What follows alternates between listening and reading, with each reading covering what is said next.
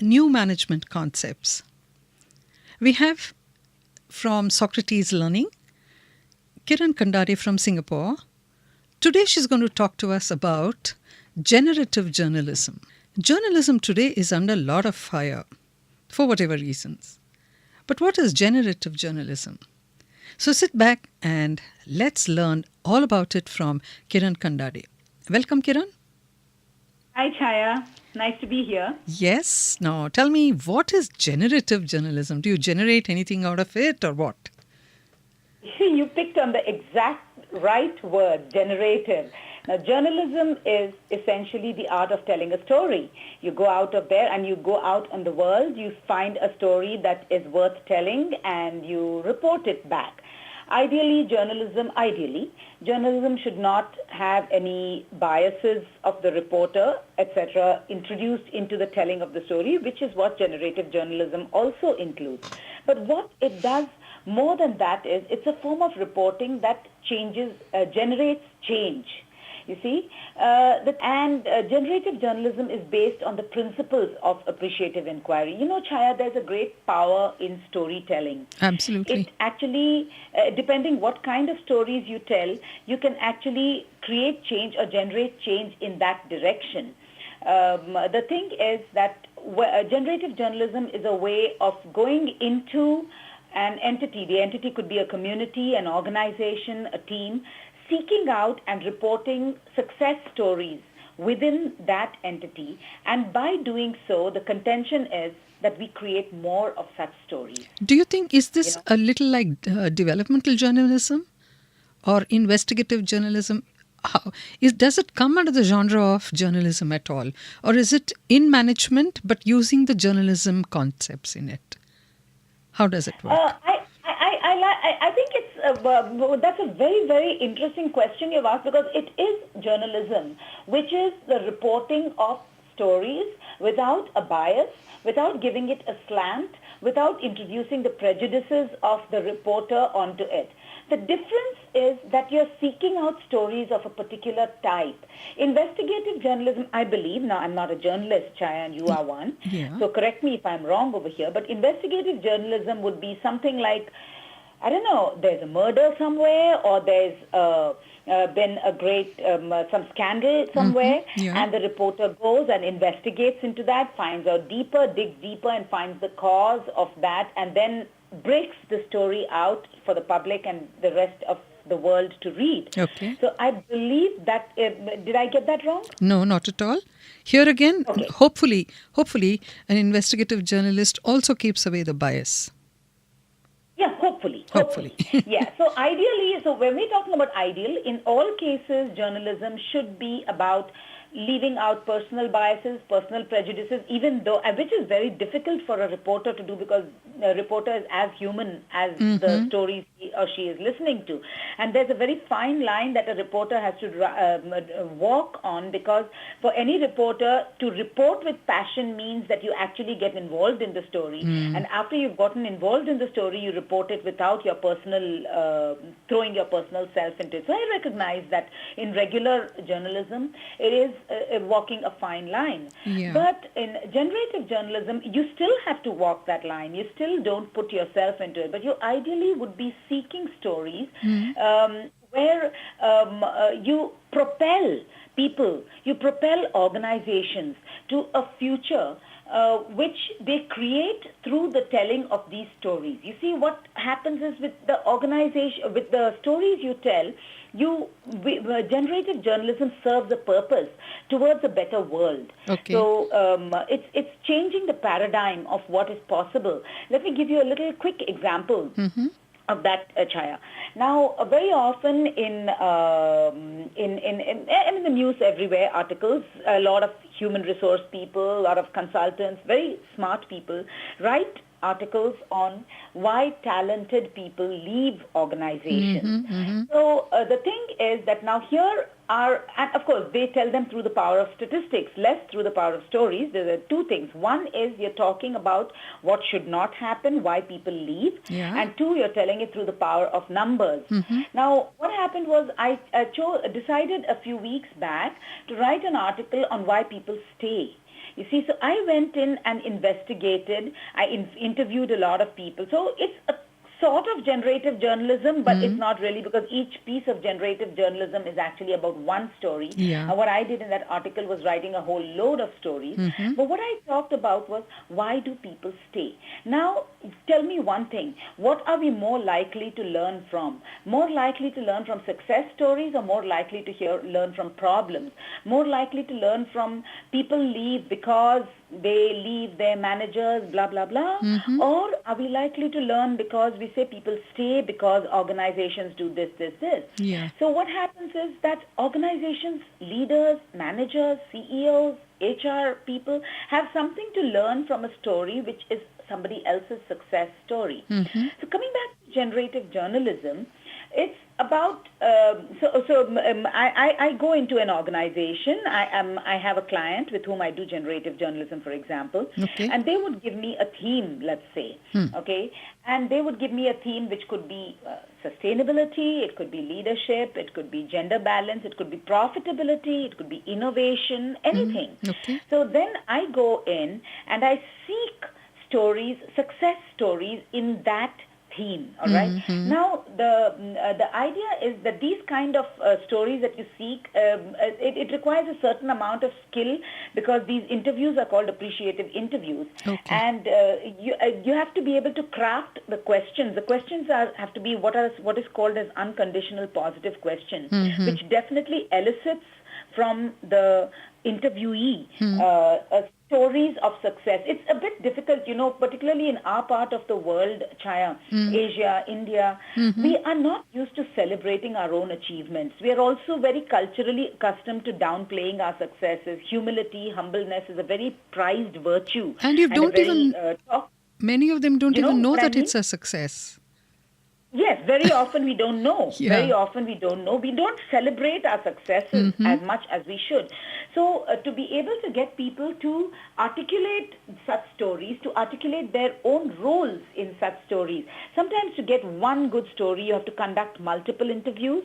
And the interviewer should have understood appreciative inquiry, if possible, very well. And these stories typically have an interested audience within the organization or the community or the entity in which they occurred. And how is this showcased to the rest of the people to inspire them or to project this as a role model? Yeah. So ideal way would be to showcase it through maybe a website or a newsletter or something. So these are not stories which are meant for mainstream media. No, not at all. Yeah, I understood what you said. These are stories which are of relevance and of interest to the organization within which they were sought out. So, for example, I may say my client may tell me that, Kiran, we are looking for success stories on sustainability or on, organizational responsibility in terms of green initiatives. So I may go and interview, let's say, a vice president. I may interview the receptionist. I may interview a worker in the factory. And after interviewing everyone, I may decide that the best story that I've got is that of the worker in the factory. And that is the story that will have likely to have the desired effect. So that's what we're talking about. We're talking about successes, talking about possibilities creates more of them. Because you see, Chaya, there's a saying in the field of appreciative inquiry that words change worlds. What we talk about, we move towards that. Humans, organizations, human systems move towards that which we talk about. And earlier, as a PR person, I remember we all did this kind of, we didn't call it generative journalism, but we called it corporate communication or, public relations. So we there played out the stories of the people within the company who did something good. They were the stars, whatever. Okay. But as I told you, it didn't get the management kind of a picture. It was more like corporate communication. Sure. you know? I think what you were doing was some kind of intuitive or instinctive journalism, which was likely to generate change. But what happens is when it becomes a more concerted effort, then when it becomes an effort in the sense that we are going out to seek such stories and we are going to report such stories, tell them in a compelling style, then I think what was happening was that it's a new concept, but no concept in the world is really absolutely new. No, it's just like, what do they say, old wine in a new bottle types. It's probably that. Old wine in a new bottle is a very good way of putting it. And in addition, when you add a certain little bit more of maybe you add some spices to the wine that actually enhances the taste of the wine so that people actually want to drink it a little bit more. Yeah. Where maybe you keep that wine in a wooden cask for some time and then you have some cinnamon or those kind of things that you add so you get some fruity flavors and those kind of things. So I like your metaphor of a wine, and I believe that it is a concept of journalism which was done in corporate communications, but with a much more focused sense to with the express intention of generating change. So it's a very focused kind of effort. See, what happens in corporate communication is probably to communicate a feel-good factor to the employee who's been written about or whatever. Yes. Whereas what you talk about generative journalism is more of a feel-good factor for the company. It's a feel-good factor for the company. It's feel-good, but it goes beyond feel-good. Yes. It's about creating change. That's why. There's a great power, like I said earlier on, Chaya, there's a great power in storytelling. And when you tell stories with a certain purpose, I mean, without a bias, but still a story with a certain purpose, you find that it catalyzes change and it creates an inclusive and a prosperous future because these stories have a great impact. Storytelling is typically, I mean, it's a skill, yes, but it's also driven by some amount. Generative journalism is driven by hopes and aspirations for a better world, to change the paradigm of what is possible, to show through maybe a lot of a collection of personal, practical stories that there is a good way, a strengths-based way to a brighter future. Now, let's say, for example, let's just say, for example, we are having a problem in this organization of profitability or productivity or innovation. And we are talking about, and we keep reporting in our internal newsletter that profitability has dipped by so much this quarter, or that we don't seem to have innovation, and we keep giving these numbers, and all we create is fear. Number one, negativity and fear among people. Number two, we create a greater awareness of the problem without creating any solution. Ideas for the future or of possibilities. Whereas when you talk about a small story, say, okay, we have this problem of profitability or productivity, like I said, let's go out and seek out some team or some department or some small part of this company which is profitable. Or let's go and seek out sometime last year when we were profitable, and let's see what was the story then. And we write that success story out as a story. Then when you read that story, you say, oh, I can do that. So that's where I can do. And your concept of appreciative inquiry comes in here. What right did we do and not what wrong did we do?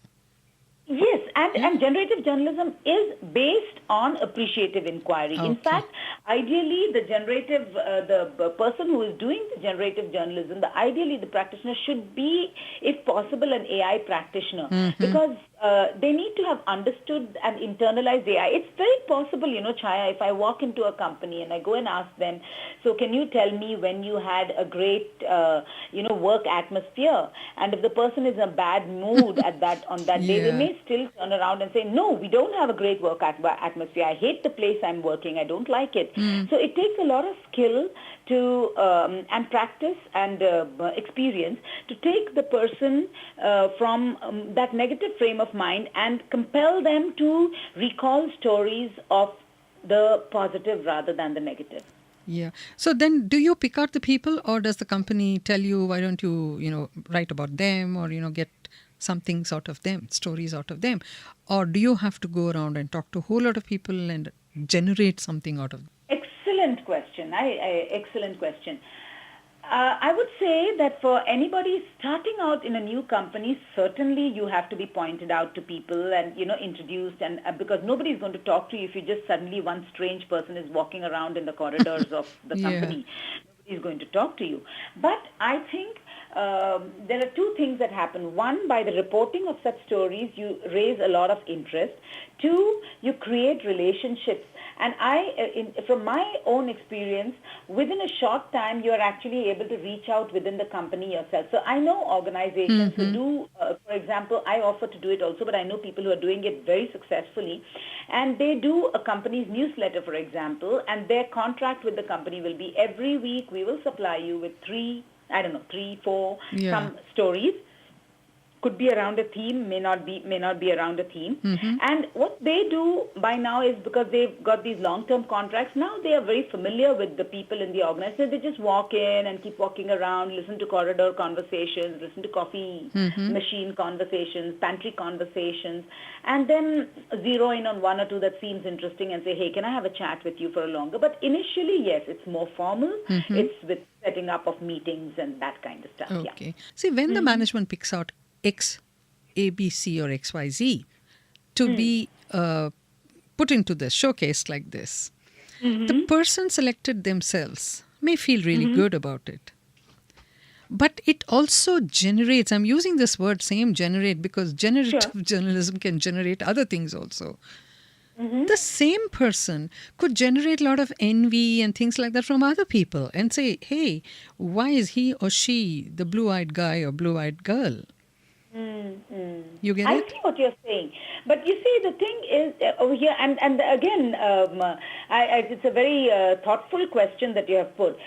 So what would happen typically is that the person who would be my contact within the organization, or the journalist's contact within the organization, typically point you to people who might be your starting point, who may or may not have a story for you. And I may or may not report a story or may report a conversation. That's one. The second thing is, you'd be surprised how reticent even today people are to talk about themselves. I have conducted such interviews and I have said, so tell me your greatest moment of achievement, tell me your greatest moment of pride. And typically people say, no, nothing, I just do my work, there's nothing great that I have achieved. My boss is something, and people are willing to talk about other people. People are really not, a little bit still hold back when it comes to praising themselves or celebrating themselves or talking about their successes. So actually what happens is that it's not like the CEO would say, go talk to this person and get a story from them. I may talk to the person A or B or C whom they point me to, and as they are talking to me, I'd get leads to talk to somebody else, and that's where the journalist comes in. And I'd be digging, as I said, to come up with one success story in the area of, let's say, sustainability, I may wind up doing 7 or 8 interviews. And that may lead me to one story. I may have interviewed, like I told you, the president of the company, a worker in the factory, a clerk, and the receptionist, and I might say, hey, the receptionist story is the one that's giving me the most information, most inspiring story on sustainability. So that's the one that I'm going to write up. Okay. Do you include families also in this? So it would depend on whether the organization is saying, hey, let's have a theme on how we are such a family-oriented organization, Then I'd say, yeah, sure. So let's go and get interviews by some of the spouses, children, family members. But if it's purely profitability-oriented, I may or may not think it worthwhile to have interviews with families. I said, it's not about feel-good stories. It's about specific success. See, every story, Chaya, you're a storyteller yourself. So every story has a starting point, like a problem point or something, and then it rises up to a kind of crescendo, and then you have, like the hero of the story kind of, solves the problem, and then we have people going off into the sunset together, living happily ever after. So every story should have that starting from a point, that going up to the peak and, kind of thing. So that's a story that you seek. And you also focus on the people who accompanied you on that journey. And Exactly. My aunt But has... you find that typically when people are telling a success story, I have found in all they're very generous in sharing success with other people. Praising other I have people found who that have... by and large, human nature is such that people do want to share success. In fact, they are reticent to take credit for themselves. Oh, really? I thought it was the other way There were around. a lot of the times, particularly when you go into stories and you're digging and saying, so tell me, what did you do? Tell me, what did you do? When it comes down to the crux, all of us enjoy praising ourselves to some extent. I'm not suggesting that nobody ever boasts or anything. But when you're actually asking for the story and you're doing this kind of appreciative interview and you ask somebody these kind of unconditional positive questions, you will find that most of the time people find it difficult to praise themselves in a story with a specific beginning, a specific ending, and on that day or during that week we did this. It is something that I have observed. See, because we live in an interdependent world. Yes. Even if you are a head of a department, unless Yes. the tail and the body cooperates with you, Exactly. the head cannot achieve very Very well. much, isn't it? Very, very well said, Chaya. So the point is, I have to often tell my interviewees, can we just dispense with modesty over here for a bit? Do you mind just letting go of, your culturally, the things that you've learned in your culture, in your growing up years, that you need to be humble? Can we just let humbleness and modesty be for a moment? And can you find a way to tell me what you did? Specifically what you did. It takes a lot of persuasion for people to be able to actually open up that way. And very especially if you're talking to a worker on the shop floor, if you're talking to a clerk, these people are not used to either being celebrated or to praising themselves. That's why I said behind the praising themselves is a fear. I remember long ago there was this very successful PR professional whom I was interviewing for a magazine, okay? I see. And she's no more, and she was telling me, why don't you interview my boss? Why do you want to interview me? I said, hey, I want to interview you. So she said, it won't be good if you do it about me because. So you see. I get it. Yeah. But when people know that this is an ongoing thing, and today I'm going to interview you, tomorrow I'm going to write about somebody else, and typically what happens is because these kind of stories inspire people so much, you will actually find that as you keep doing generative journalism within an organization, people point you out. People point out someone else. They tell me, okay. hey, why don't you do this person? Okay. No, this person has a very exciting story. I know because last year there was blah, blah, blah problem and she was heading that issue. You'll get a very good story from her. I've had people actually point out and they are their peers, they are their juniors.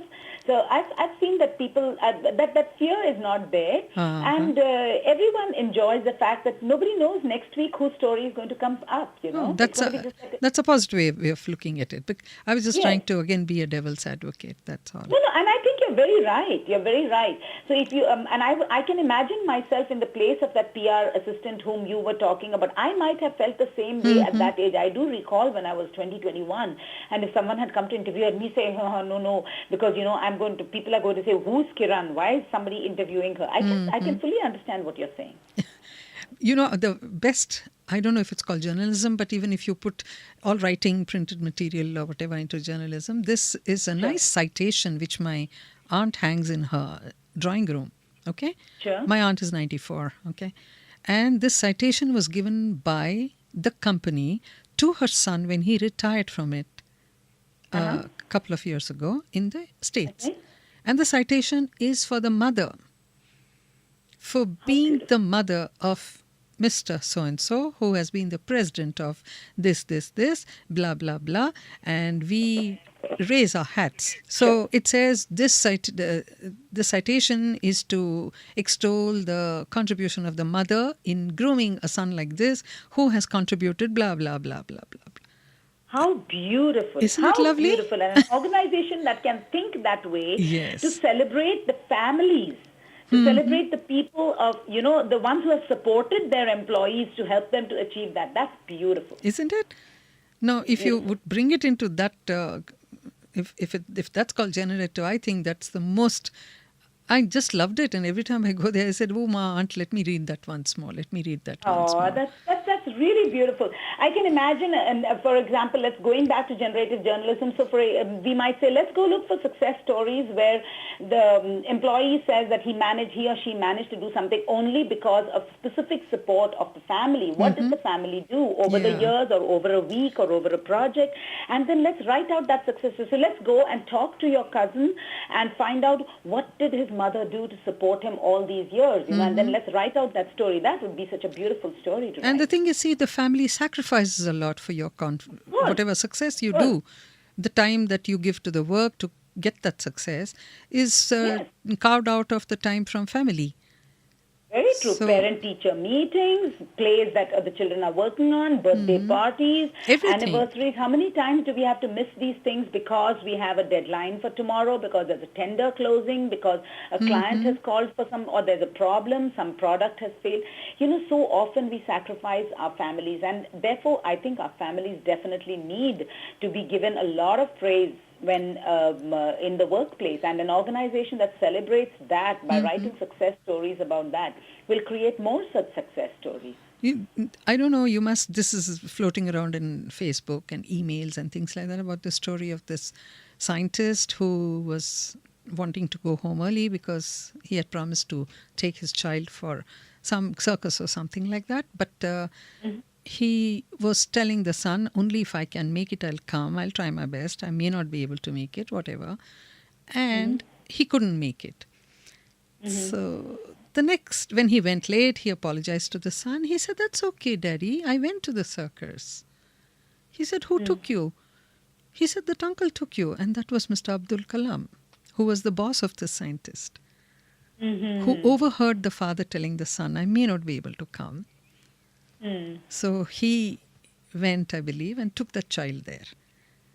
Oh, it's a very beautiful story. It sounds like one of those urban legends that float around, but still, as a story, it's very, very beautiful. Isn't it lovely? Yeah. So if bosses are like that, I think the people working with them, I wouldn't say under them, but working with them as junior colleagues, they would be so much more motivated. So we should find more of such stories and report them, and then create even more such stories. Even more. And then suppose, a child gets in the mail a letter addressed to him by the company and say, thank you for sacrificing your time with your father to us, because during that time, this is what your father achieved. There you go. That's very beautiful. So if you write up that story and send it to that child, wow, what would you have achieved from there? So am I right in asking you if these are all generative journalism? Very true. The thing is, it goes beyond plaques and it goes beyond certificates, and it goes into actually figuring out what the story is, like you just said, finding out the story and writing it to that child, and perhaps publishing it somewhere so that other children and other families can read it as well, and other employees can read it as well and say, hey, you know what, we too can do this kind of thing. We too can be supportive. So it generates more change. But yeah, it's essentially exactly what you were talking about. But one thing, Kiran, I've noticed is that fathers, mothers who are working, okay, they have a lot of things to grouch about at work.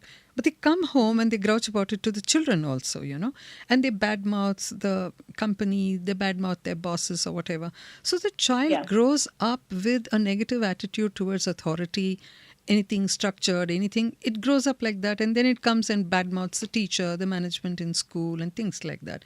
So you're kind of a thing. I think, and there is the bad-mouthing or the disrespect, but beyond that, there's also fear. And I think that what bothers me more than the disrespect is the fear, because then we have obedience, or we have people who walk within the lines or follow the rules out of fear and not out of love kind of respect. And so at it's the earliest moment that they can actually find a way to break those rules, they will, because if somebody is not around to watch over them or something, then that fear factor. So yeah, I mean, I see what you're saying.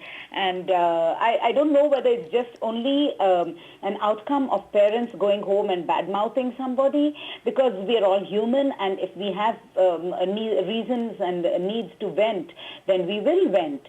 And whether it's about the teacher in school, about the boss, or something of that sort. That's the thing, reason why I say that positivity cannot be faked. It's not something that you can say that, hey, everything is wrong in my life, but I'm just going to stand in one corner and say rah rah kind of thing. It's not about that. There's a certain amount of skill in moving towards positivity. Some time ago, nearly about 15 years ago, okay, I was doing this training program for a bunch of wives and children of the managerial staff of a company in a resort, okay? The husbands, the managers, they were undergoing some training in leadership, team building, blah, blah kind of a thing. And they had asked me to come in and engage the wife and the children. Now, that was a little difficult because the kids, how they run around and everything, even the wives cannot. Okay, so I came up with this idea. I said, okay, kids, I want you to sit out there and write 6 reasons why the company in which your father works is great. I knew that's going to keep them busy. That was very beautiful. Very, very well done. I thought it'll take a long time for them and I can engage with the moms. And in the next 10 minutes, they came up. Here, auntie, I've done it.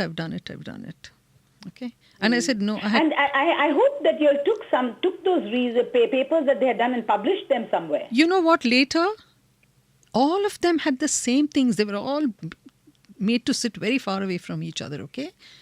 They said the same 6 things, Kiran, which means there is a similarity in the attitude of the managers who come back and talk about their company, because this was started by a group of people which had come away from a bigger company and started their own, okay? And the kind of things they said. So at the end of the evening, when they had the valedictory and all that, so the managing director said, okay, ma'am, what do you want to share with us? I said, I just want to share with you these papers which your employees' children have written. He had tears in his eyes when he read it, He said, you mean those kids did it? I said, yeah, which means the fathers also feel that way. That would have been a very good opportunity for the management to actually take that and publish them. They did it. They put it on the notice boards in their company later. Excellent. And excellent. I even because I had told them to draw pictures on it and all that. So they said, we'll make it into greeting cards also. That's excellent, because that's a sure example of words changing worlds. Such kind of words, such kind of stories, such kind of pictures actually make us want to create more of those kind of stories. But today it's not happening, Kiran. So therefore we have to work towards it willfully. Yes. And even then I would suggest that, and I put it to you that it was not a norm even then. I suggest that maybe that was quite a progressive-minded management of an organization. But I do not think that was quite common even earlier, nor is it very common now. And so there have to be people, advocates of a strengths-based approach, advocates of talking about successes rather than talking about failures, advocates of talking about stories over the power of stories over the power of statistics, the power of the narrative over the power of numbers. And when we keep pushing for it, we will find that it will actually create a more inclusive and harmonious and prosperous future, and create a place where people have a lot of impact. You know what? It starts with the appointment letter, Kiran. Because I find most appointment letters presume that you are going to do something wrong, presume that you're going to be, a person who will steal something or won't come on time. And it says, all this is not allowed, all this is not allowed. What is allowed? Okay. I know. This is how I completely agree with you. I was reading an article about this a few years back, where there was a company that actually welcomed people in by saying, you can do this, you can have lunch here, you can wear what you want, you can do this, and that kind of stuff.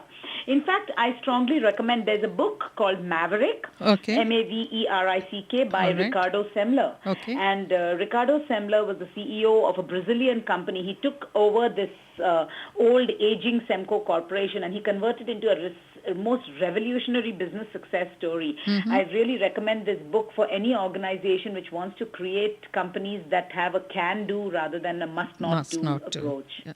Because, at the end of it, when you sign your appointment letter, I'm telling you because this kind of appointment letters I had, I said, hey, am I here to just loot this company or am I here to contribute in its growth. Yes. And I remember No, you're very right. You're very right. The phrasing, the words, what you talk about is something that can actually shape and fashion our actions.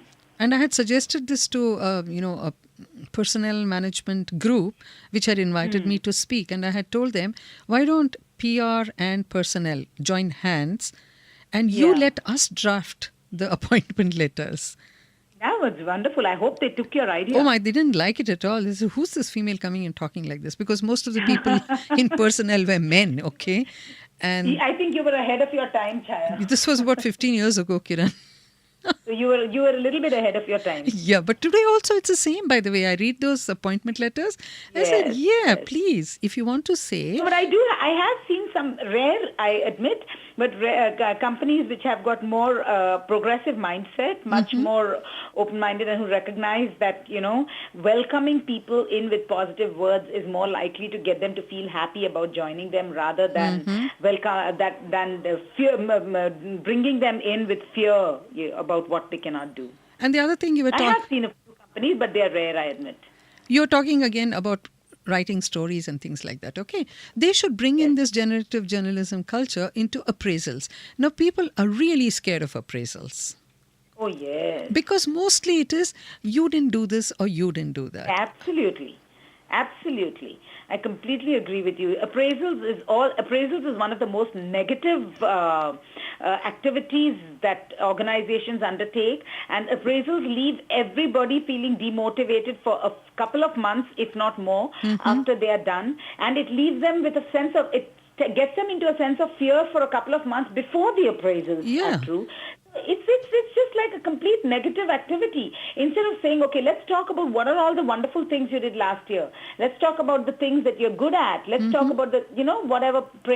And instead of all these nonsensical 360 degrees feedback where everybody tells you how often you lose your temper or how bad you are at making decisions and so on and so forth, you have the kind of feedback which tells you when you operate at your best. What does this person do when they are at their best? If we can get those kind, then have our appraisals based on them, oh man, it would change the future of the organization. Don't you think so? Because all these youngsters today, they're so demotivated because my TA doesn't give me time to do this, my PA doesn't give me time to do that, blah, blah, blah, blah. Because the TA or PA wants to show their sense of power by saying, no, I can't let you go. Instead of that, if they said, okay, come back and tell me what you learned, what was the takeaway from there? Yeah. That would make that would be really good, yeah. So I think so. I think appraisals are one of the most, not just waste of time, but also an actual money-draining activity because it takes away productivity and motivation at such a high level. And that's why nobody wants to attend these training programs. They say, okay, the same things, the same slides, the same kind of things. But if they were to be told, I want you to come and write a story on it. What did you learn? Yeah. How did it contribute to your change of thinking or whatever it is, So I hope... I've given these talks. Sometimes I talk in seminars and other places, Chaya. So I always start off by pairing up people and getting them to look for certain kinds of success stories from one another. And once they tell one another their success, you will always find that people start off a little hesitantly saying, I don't have a success story. And then once their partner insists and they get a story, I get the partner to tell the story of the other person. Yeah. You should see the sense of pride with which the person is sitting over there and watching someone else tell a story about him or her. Everybody enjoys success. And when you talk about it, it happens more and more. Appraisals are just you can have positive appraisals. They don't have to be. You can still have the appraisals and still make them positive. Okay. Get stories out of it. Publish them in your next newsletter. Wow, what a wealth of positivity you have there. In fact, I feel appraisals should be written by the employee themselves. Well, you could have a skillful manager who has great interest in getting that employee to move further into the areas which they are good at. And that too could be it, because conversations are very nice. Relating stories, storytelling, there's a great power in that. No, why I said was And because then... everybody is not necessarily equipped to write, No, but So they can say point-wise, bullet-wise. Tell me, what have you achieved? What have you achieved? What have you achieved? So the person himself or herself is writing what he or she has done or not done. Yes. Then you can sit across and say, okay, you did this. How did you do it? If you didn't do this, why didn't you do this? What support didn't you not get? What would I have... think all the change begins with the question, Chaya. It's what is the question you ask instead of saying, did you achieve targets? The question is, what did you do? To What did achieve you do this. that you are proud of? What did Yeah. you do that you feel made a difference? So change always begins with the question, not even with the answer. Change begins with the question. So I think what you need to do, Kiran, is have your journalism course in every company for all the HR managers. I would just so love to just do a talk and just do the journalism itself. Go to our website and you will see a lot of knowledge and resources over there on that. If people would realize that, you should be looking for programs that encourage people to learn rather Yes. than encourage people to train, then I think they would be able to have budgets. But the moment you call it the word, you call it training. And in bad economies, the first thing, which even then I agree with you completely, in bad times is when you need to train people. Absolutely. That's when you invest in their morale, invest in their productivity, which way you can see the result later. But they cut down on this very, very crucial part of it, And I hope...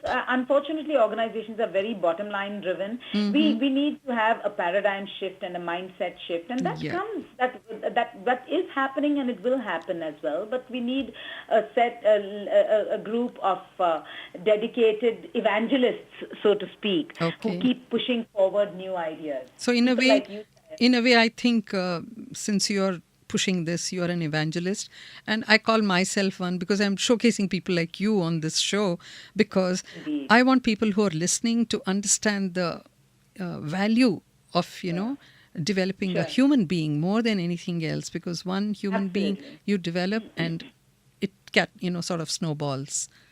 Yes, indeed. Thank you so much, Kiran, for sharing, and I look forward to your next management concept in our next section. Thank you so much, Ayat. As always, it's a pleasure talking with you. And you. Mutual Admiration Society. It's called MAS. Indeed it is. Okay, lovely talking with you, Chaya. Bye. Next time. Bye-bye.